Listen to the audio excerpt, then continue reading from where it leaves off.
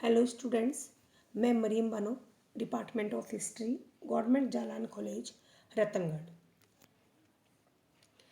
Students, कल हमने चर्चा की थी प्लासी का युद्ध। आज हम जिस विषय पे चर्चा करेंगे वो विषय है बक्सर का युद्ध। बक्सर का युद्ध बंगाल में अंग्रेजों की स्थापना के विद्यार्थियों दो चरण हैं। नंबर 1 प्लासी का युद्ध, नंबर 2 बक्सर का युद्ध। आज हम जिस पे चर्चा कर रहे हैं वो टॉपिक है बक्सर का युद्ध, जो अत्यंत ही उपयोगी है। बक्सर के युद्ध के बाद ही बंगाल पर पूर्ण रूप से अंग्रेजों का अधिकार हो चुका था। बक्सर के युद्ध के कारण। प्लासी के युद्ध के पश्चात क्लाइवन ने बंगाल की गद्दी पर मीर कासिम को बिठाया। मीर कासिम एक नाम मात्र का शासक था। वास्तविक शक्ति अंग्रेजों यानी क्लाइवर के हाथों में थी। मीर जाफर एक कमजोर व अयोग्य शासक था। उसने कंपनी के साथ किए गए वादों को पूरा करना अपनी जिम्मेदारी समझा। उसने कंपनी को अधिक धन दिया, परंतु कंपनी की मांग, धन रूपी जो मांग या जो लालच था, वो दिनों दिन बढ़ता जा रहा था। अब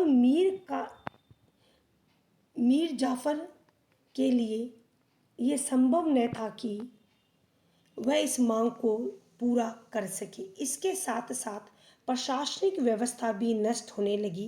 पटना, पूर्णिया, मिदनापुर, ढाका इत्यादि जगहों में अब विद्रोह होने प्रारंभ हो गए। इन विद्रोहों पर अंग्रेजों की सहायता से उसने नियंत्रण भी पाया, परंतु कंपनी की मांग पूरा करने में मीर जाफर असमर्थ था। एक अनुमान के अनुसार मीर जाफर पर 1760 ईस्वी तक कंपनी का लगभग 25 लाख रुपए बकाए हो चुके थे। इस समय बंगाल में डचों ने भी उपद्रव या विद्रोह करना प्रारंभ कर दिया था। शहजादा अली गौहर ने भी 1759 ईस्वी में बंगाल पर आक्रमण किया। जो परिस्थितियां बंगाल में बन रही थी उन पर नियंत्रण पाना अब लगभग मुश्किल था। जब तक क्लाइवर भारत में रहा, वह मीर जाफर की सहायता वह उसको सहयोग करता रहा। जैसे ही क्लाइवर वापस लौट गया, मीर जाफर बिल्कुल अपने आप को असहाय महसूस करने लगा। क्लाइवर की जगह हॉलवेल वेनिस्ट्राड गवर्नर बनकर बंगाल पहुंचे। इन लोगों ने भी नवाब पर रुपए या धन पूर्ति के लिए अत्यंत दबाव डालना प्रारंभ कर दिया। मीर जाफर बिल्कुल असंतुष्ट या असहाय महसूस करने लगा। अंग्रेज लगातार मीर जाफर के खिलाफ षड्यंत्र कर रहे थे। कुल मिलाकर विद्यार्थियों, हर हालत में कंपनी ये चाहती थी कि जो लालच पूरा हो सके, जो हमें ज़्यादा धन दे सके, वही व्यक्ति बंगाल की गद्दी पर बैठे। उस पर डच व अली गौहर भी अंग्रेजों के साथ मिलकर मीर जाफर के खिलाफ षड्यंत्र करने लगे। अंग्रेजों ने उसके ऊपर अंग्रेज अब मीर जाफर पर तरह तरह के आरोप लगाने लगे, क्योंकि अंग्रेजों को मीर जाफर को गद्दी से हटाना था। अंग्रेज अब मीर जाफर के दामाद मीर कासिम से मिलकर एक गुप्त समझौता किया। उसने कंपनी को कई सुविधाएं देने, धन की जो मांग थी उसको पूरा करने का वचन भी दिया। अंततः 14 अक्टूबर 1760 ईस्वी को यात्री रात में राजधानी में मीर जाफर को घेर लिया गया। उसने बाध्य होकर अपनी गद्दी छोड़ दी।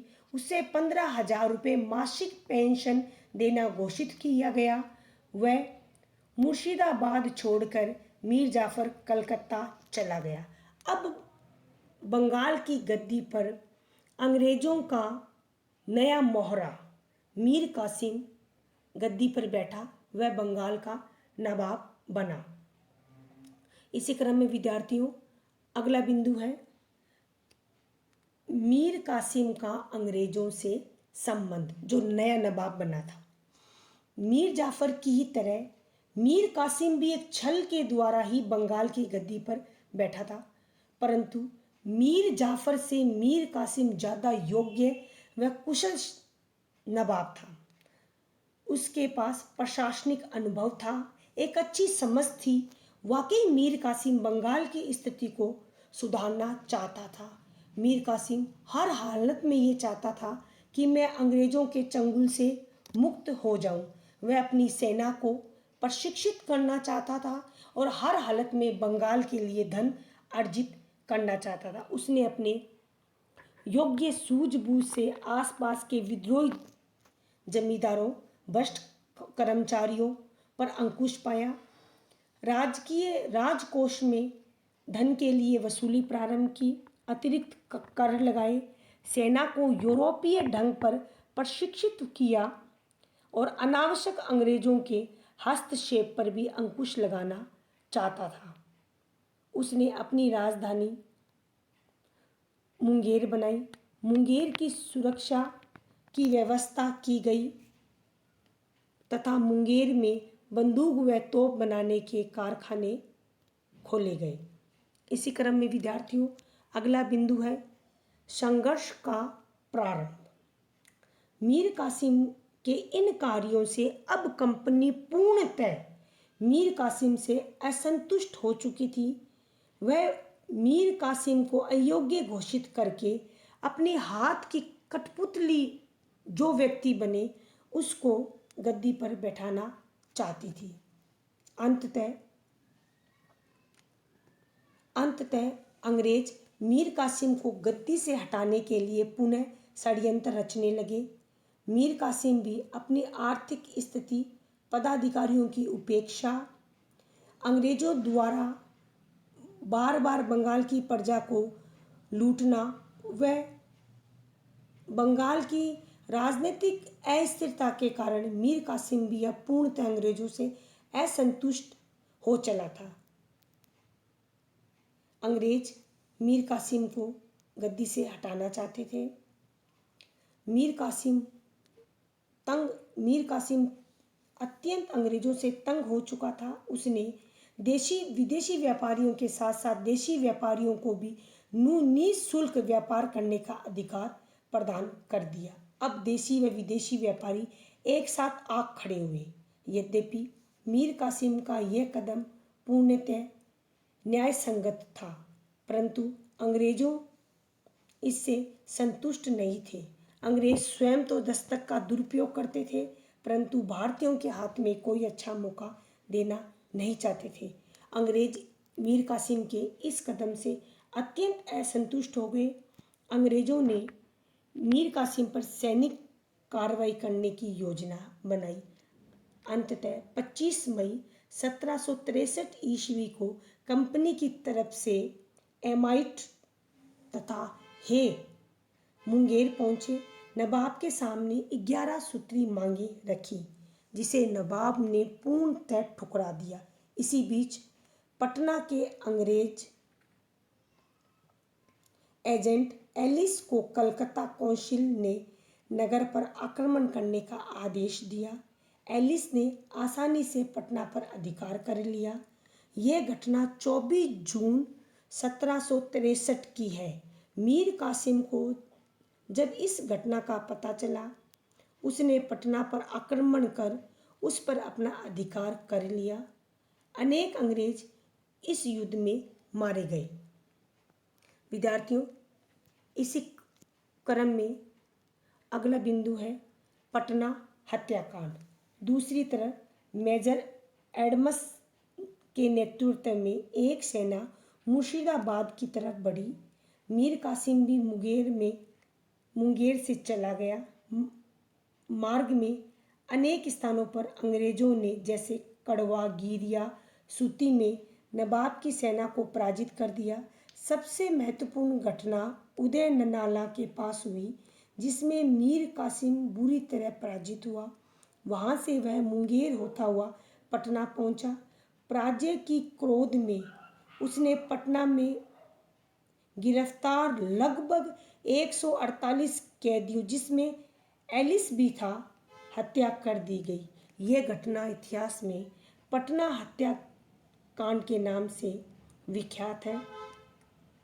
इधर अंग्रेजों ने जुलाई 1763 में मीर कासिम को पद से हटाकर पुनः मीर जाफर को नवाब बना दिया। मीर कासिम का पीछा करना अंग्रेजों द्वारा जारी रहा।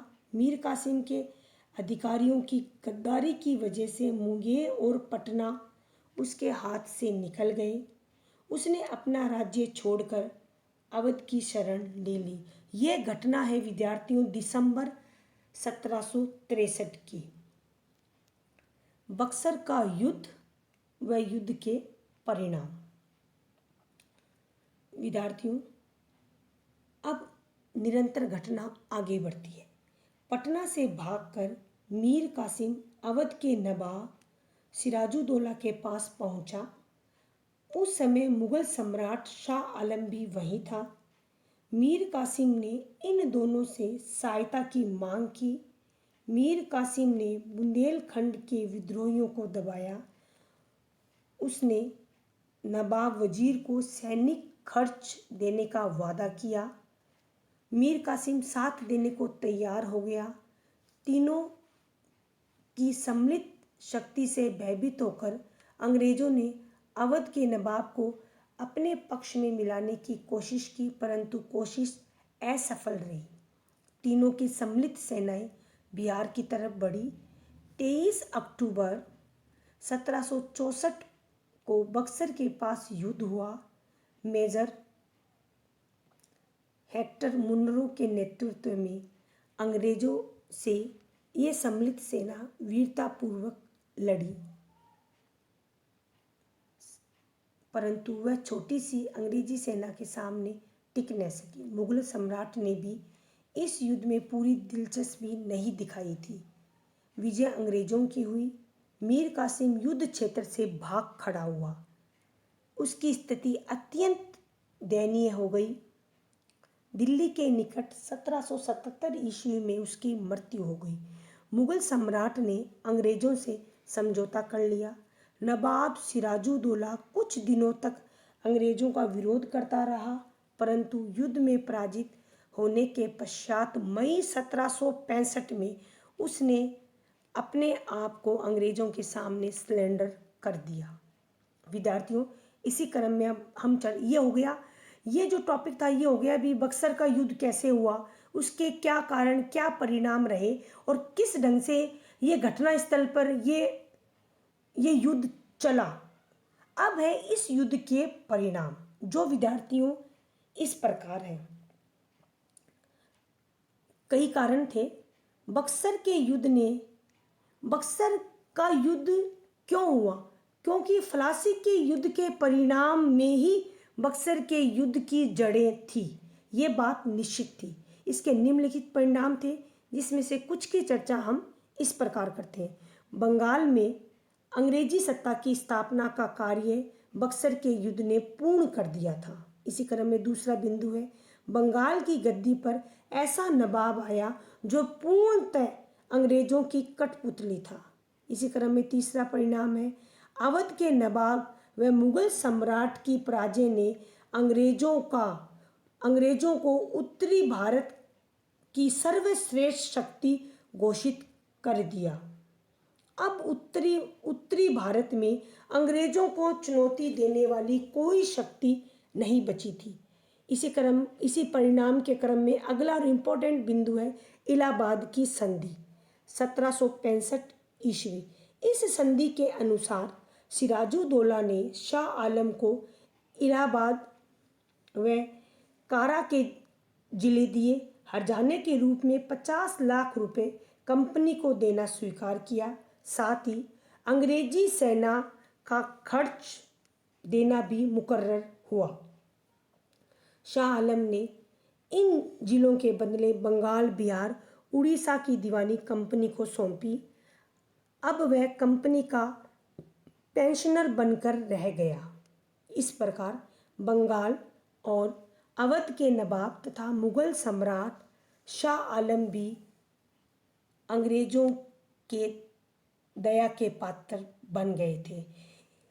बक्सर के युद्ध के जो परिणाम हुए उस पर इतिहासकार ताराचंद अपने विचार लिखते हैं, या उनके शब्दों में कहें, फलासी ने सत्ता का हंसता फलासी ने सत्ता का बदलाव किया, परंतु 1764 ईस्वी का जो बक्सर का युद्ध हुआ उसने बंगाल का भविष्य अंग्रेजों पर निर्भर कर दिया।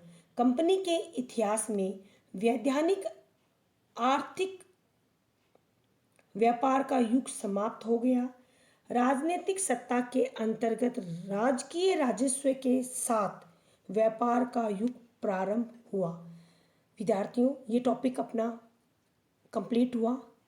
धन्यवाद।